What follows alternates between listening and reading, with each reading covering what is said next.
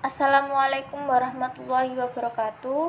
Saya perwakilan dari kelompok 5 yang beranggotakan 1. Siti Nur Asih, 2.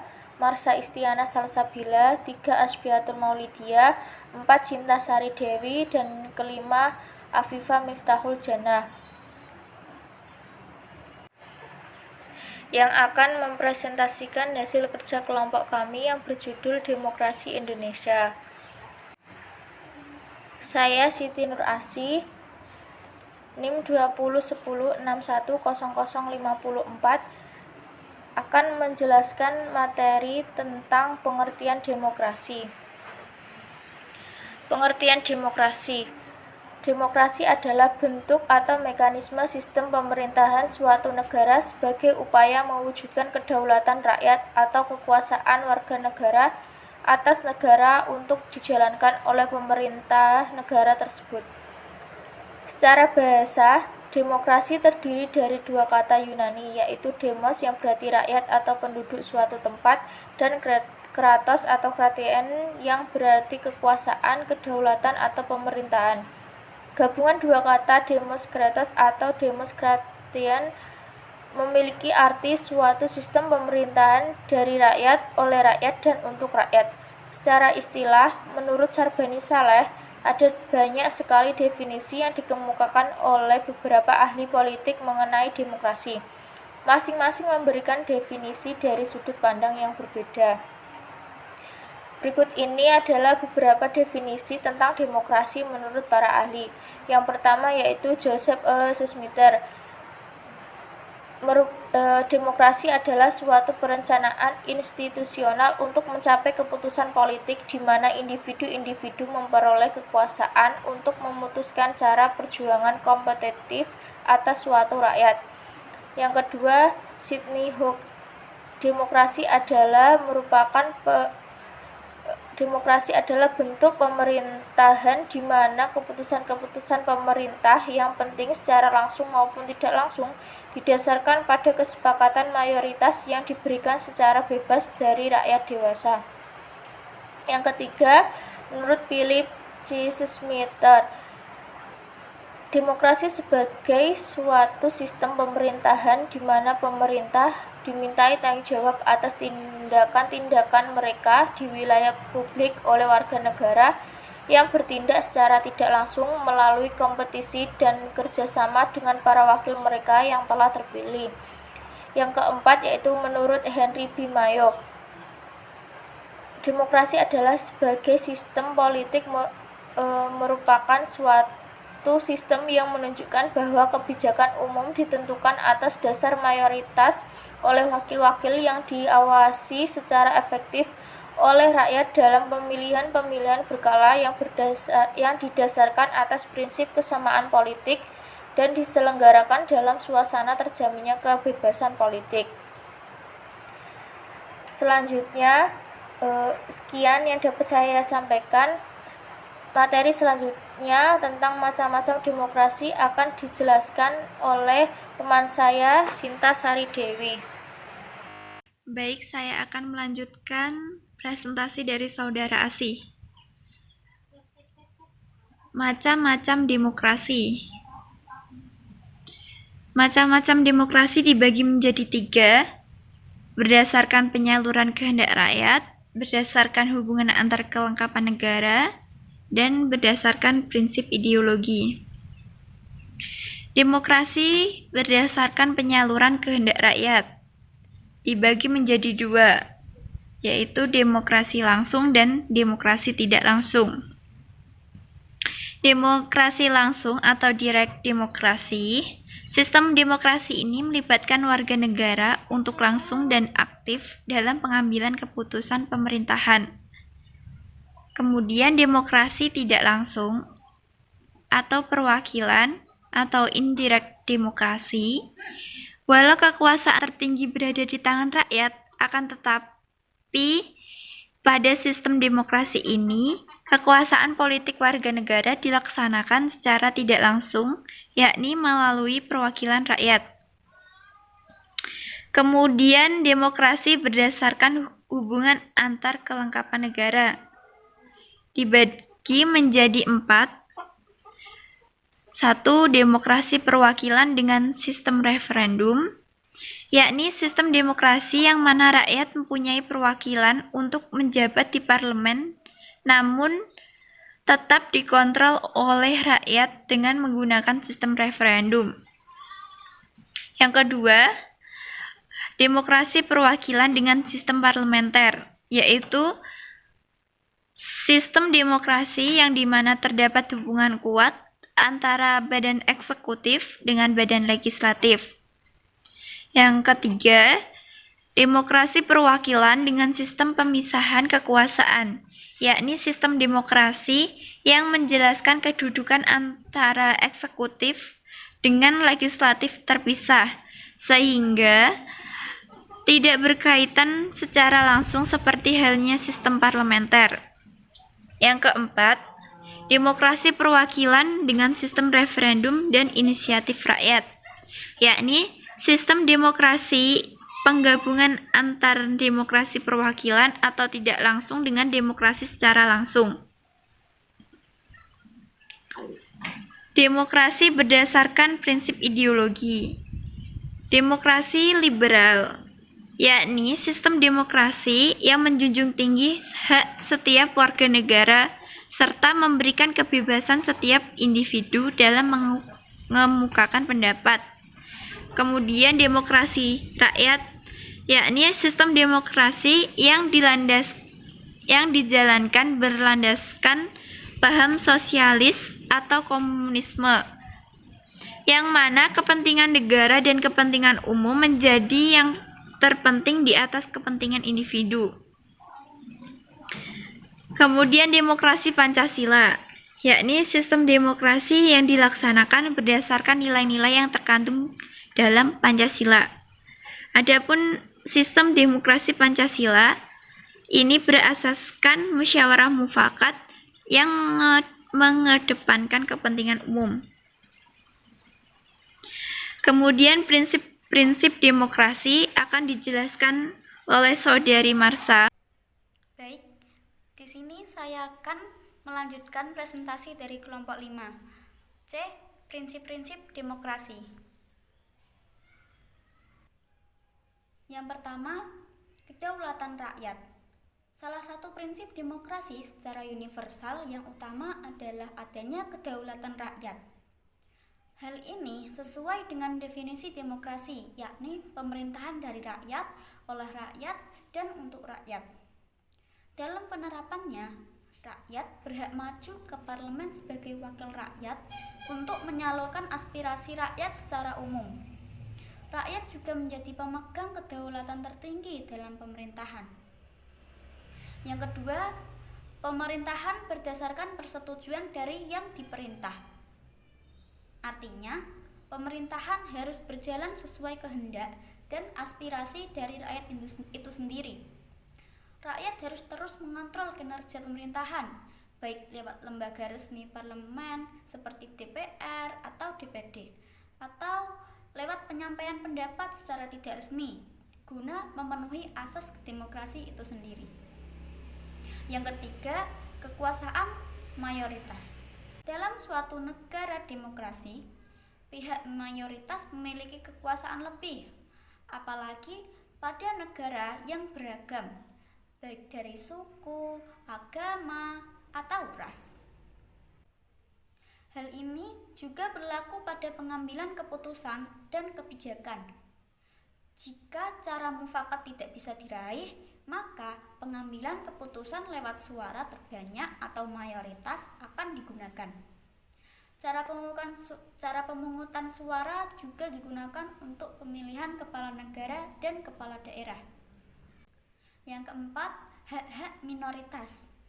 Meski mayoritas memiliki kuasa lebih, namun pada prinsipnya hak-hak minoritas juga harus tetap ada, dihormati, dan juga dilindungi. Kelompok minoritas bisa diidentifikasikan dari suku, ras, agama, golongan, atau bahkan pilihan politiknya. Walau menjadi minoritas dalam suatu negara, Bukan berarti mereka tidak memiliki hak dan kewajiban yang sama sebagai warga negara dibandingkan dengan pihak mayoritasnya. Yang kelima yakni jaminan hak asasi manusia atau HAM. Hak asasi manusia atau HAM merupakan hak-hak dasar bagi seluruh manusia yang ada sejak lahir sebagai karunia Tuhan. Hak asasi manusia tiap warga negara harus dijamin oleh pemerintah, apalagi dalam negara demokrasi. Tentu jaminan HAM wajib dilakukan oleh pemerintah. Hak-hak dasar tiap warga negara harus dijaga dan dilindungi. Contohnya adalah hak hidup, hak berpendapat, hak mendapatkan pendidikan, hak berkeyakinan, dan lain sebagainya. Yang keenam adalah pemilihan yang bebas, adil, dan jujur. Dalam menjalankan pemilu, baik pemilihan presiden, kepala daerah, atau legislatif, dilaksanakan asas luber-jurdil, langsung, umum, bebas, rahasia, jujur, dan adil. Asas ini harus ditegakkan dan diterapkan oleh tiap warga negara. Pemilihan harus bersifat bebas tanpa adanya paksaan, jujur tanpa adanya kecurangan, serta adil tanpa adanya tekanan.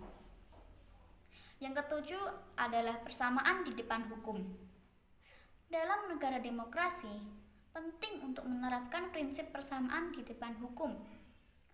Hukum harus bisa ditegakkan setegak-tegaknya, tanpa pandang bulu siapa orang yang diadili dalam sistem peradilan. Artinya, semua orang memiliki kedudukan yang sama di mata hukum, tanpa memandang status, kasta, jabatan, atau kekayaan. Pejabat, pengusaha, atau rakyat kecil memiliki kedudukan yang sama pada proses pengadilan. Prinsip yang ke-8 adalah pembatasan pemerintah secara konstitusional. Adanya konstitusi penting sebagai dasar hukum negara yang harus dipatuhi segenap elemen bangsa. Konstitusi memuat aturan-aturan yang harus dijalankan, sekaligus menjadi instrumen untuk membatasi kekuasaan pemerintah. Dengan kata lain, pemerintah tidak bisa sewenang-wenang menjalankan kuasanya karena dibatasi oleh aturan konstitusi. Baik, selanjutnya akan disampaikan oleh teman saya, Afifah Miftahul Jannah. Di sini saya akan melanjutkan materi yang disampaikan Saudari Marsha, yaitu ciri-ciri negara demokrasi. Ciri-ciri negara demokrasi yaitu yang pertama, adanya kebebasan dan kemerdekaan individu. Artinya, tiap warga negara bebas dan tidak terikat serta berhak melakukan apa saja selama sesuai dengan norma dan aturan hukum yang berlaku. Tiap warga juga memiliki hak dan kewajiban termasuk hak mengemukakan pendapat. Yang kedua, adanya jaminan terhadap hak asasi manusia. Setiap warga negara yang menganut sistem demokrasi akan mendapat hak maupun kewajiban yang setara sebagai warga negara. Dengan begitu, tidak akan terjadi diskriminasi antar warga negara. Yang ketiga, ada kebebasan pers dan media. Dalam hal ini, pers media mempunyai hak untuk menyebarluaskan informasi kepada masyarakat dengan aturan yang sudah diterapkan. Ciri demokrasi ini merupakan faktor penting untuk membedakan negara demokrasi dengan negara yang menganut sistem pemerintahan lainnya. Pers dan media memiliki kebebasan untuk menyampaikan berita selama masih berada dalam norma dan aturan hukum yang berlaku. Berikutnya, adanya kebebasan untuk mengenyam bangku pendidikan. Artinya, setiap warga negara bebas untuk merasakan pendidikan setinggi mungkin tanpa adanya batasan. Setiap individu pun diberikan kebebasan untuk menuntut ilmu, bahkan sampai ke luar negeri. Yang kelima, terdapat pemerintahan yang nyata di tangan rakyat. Demokrasi sering diartikan dari rakyat, oleh rakyat, dan untuk rakyat. Suatu negara demokrasi memiliki kekuasaan tertinggi di tangan rakyat. Artinya, pemerintahan juga harus mempertimbangkan aspirasi rakyat dalam membuat suatu kebijakan. Yang keenam, adanya mayoritas suara terbanyak yang akan menjadi keputusan. Pada negara yang menganut sistem demokrasi, mayoritas suara terbanyak tentu saja akan menjadi keputusan. Seperti halnya pemilihan umum presiden dan wakil presiden. Suara yang terbanyak akan menjadi presiden dan wakil presiden. Yang terakhir, adanya kebebasan untuk berorganisasi dan berkoloni. Artinya yaitu adanya kebebasan untuk berorganisasi dan berkoloni seperti halnya dalam turut serta untuk terjun ke dunia politik. Setiap warga negara punya hak menjadi kader dari partai politik. Sekian materi yang saya sampaikan. Selanjutnya materi akan dilanjutkan oleh Saudari Asfi. Assalamualaikum warahmatullahi wabarakatuh. Saya akan melanjutkan presentasi dari Afifah Miftahul Jannah, yaitu esensi dan urgensi demokrasi Pancasila. Yang pertama yaitu kehidupan demokrasi yang harus dikembangkan. Demokrasi itu memiliki sifat yang universal, juga memiliki sifat yang khas dari masing-masing suatu negara. Sifat khas demokrasi di setiap negara biasanya tergantung dari ideologi masing-masing suatu negara. Demokrasi di Indonesia pun selain memiliki sifat yang universal, juga memiliki sifat khas sesuai dengan budaya bangsa Indonesia sendiri yang berdasarkan Pancasila. Sebagai demokrasi yang mengacu pada landasan ideal Pancasila dan landasan konstitusional Undang Dasar Negara Republik Indonesia tahun 1945, terdapat 10 pilar demokrasi Pancasila yang dipesankan oleh para pembentuk negara Republik Indonesia sebagaimana diletakkan di dalam Undang-Undang Dasar Negara Republik Indonesia tahun 1945. Menurut Sanusi tahun 1998. Di antaranya, pilar-pilar demokrasi Pancasila yaitu yang pertama, demokrasi berdasarkan ketuhanan yang Maha Esa. Maksud esensinya yaitu seluk-beluk sistem serta perilaku dalam menyelenggarakan kenegaraan Republik Indonesia harus taat asas konsisten atau sesuai dengan nilai-nilai dan kaidah dasar ketuhanan yang Maha Esa. Pilar yang kedua yaitu demokrasi dengan kecerdasan. Maksudnya yaitu mengatur dan menyelenggarakan demokrasi menurut Undang-Undang Dasar 1945 itu bukan dengan kekuatan naluri, kekuatan otot, maupun kekuatan massa semata-mata. Pilar yang selanjutnya yaitu demokrasi yang berkedaulatan rakyat. Maksudnya, kekuasaan tertinggi ada di tangan rakyat. Secara prinsip, rakyatlah yang memiliki atau memegang penuh kedaulatan itu. Yang keempat yaitu demokrasi dengan rule of law. Maksud esensinya adalah kekuasaan negara Republik Indonesia itu harus mengandung, melindungi, serta mengembangkan kebenaran hukum, bukan demokrasi yang ugal-ugalan, demokrasi dagelan, atau demokrasi manipulatif. Selanjutnya yaitu demokrasi dengan pembagian kekuasaan. Maksudnya, demokrasi menurut Undang-Undang Dasar 1945 bukan saja mengakui kekuasaan negara Republik Indonesia yang tak terbatas secara hukum, melainkan juga demokrasi itu dikuatkan dengan pembagian kekuasaan negara yang diserahkan kepada badan-badan negara yang bertanggung jawab. Lalu yang keenam yaitu demokrasi dengan hak asasi manusia. Maksud esensinya adalah Demokrasi menurut Undang-Undang Dasar 1945 mengakui hak asasi manusia yang tujuannya bukan saja menghormati hak asasi tersebut, melainkan terlebih-lebih untuk meningkatkan martabat dan derajat manusia seutuhnya. Yang ketujuh adalah demokrasi dengan pengadilan yang merdeka. Maksud esensinya adalah demokrasi menurut Undang-Undang Dasar 1945 menghendaki diberlakunya sistem pengadilan yang merdeka atau independen yang memiliki peluang seluas-luasnya kepada semua pihak yang berkepentingan untuk mencari dan menemukan hukum yang seadil-adilnya.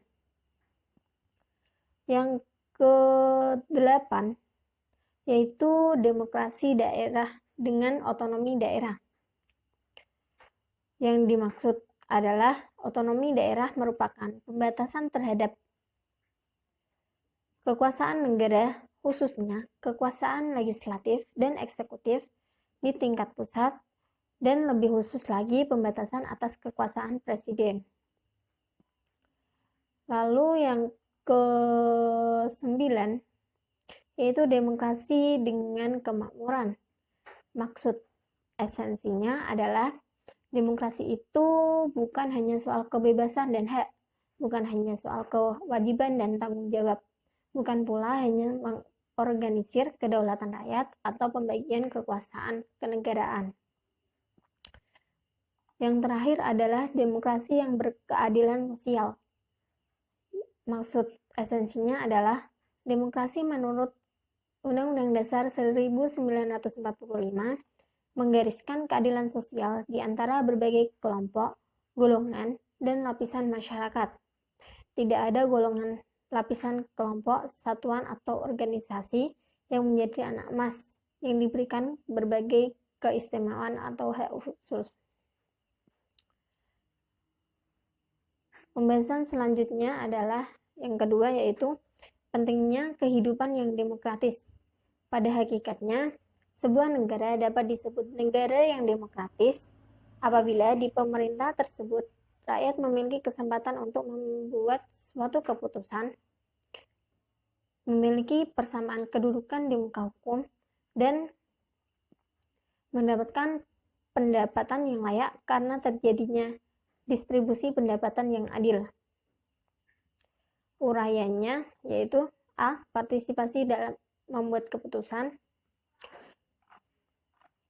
Dalam negara yang menganut sistem pemerintahan, demokrasi kekuasaan tertinggi berada di tangan rakyat, dan pemerintahan dijalankan berdasarkan kehendak rakyat. Aspirasi dan kemauan rakyat harus dipenuhi, dan pemerintahan dijalankan berdasarkan konstitusi yang merupakan arah dan pedoman dalam menjalankan hidup bernegara. Kebijakan yang dikeluarkan pemerintah harus dapat mewakili berbagai keinginan masyarakat yang beragam.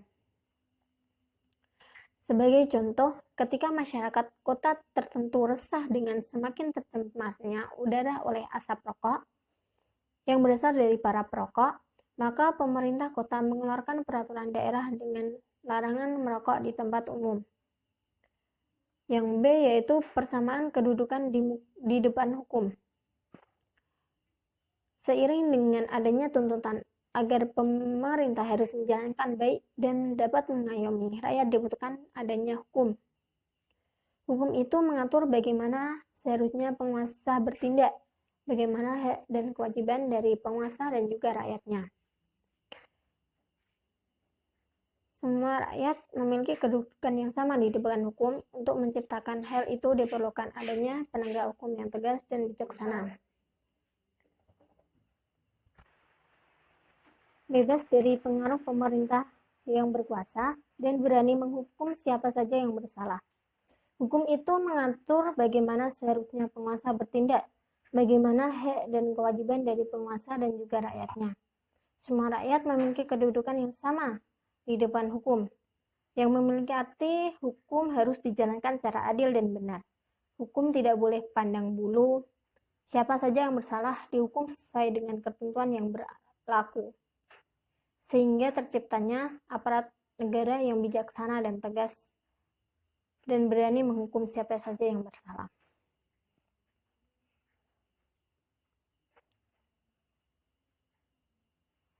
Lalu poin C yaitu distribusi pendapatan secara adil.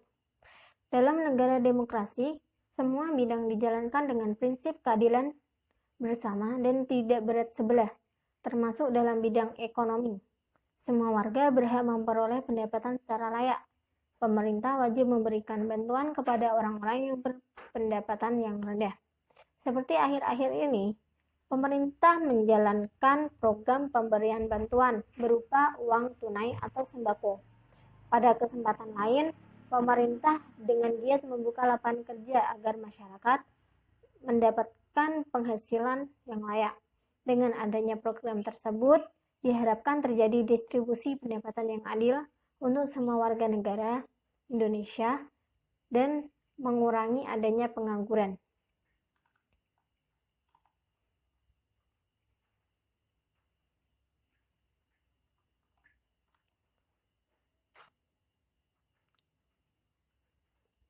Cukup itu yang dapat saya sampaikan. Sekian presentasi dari kelompok kami, kurang lebihnya mohon maaf. Wabillahi taufiq wal hidayah. Wassalamualaikum warahmatullahi wabarakatuh.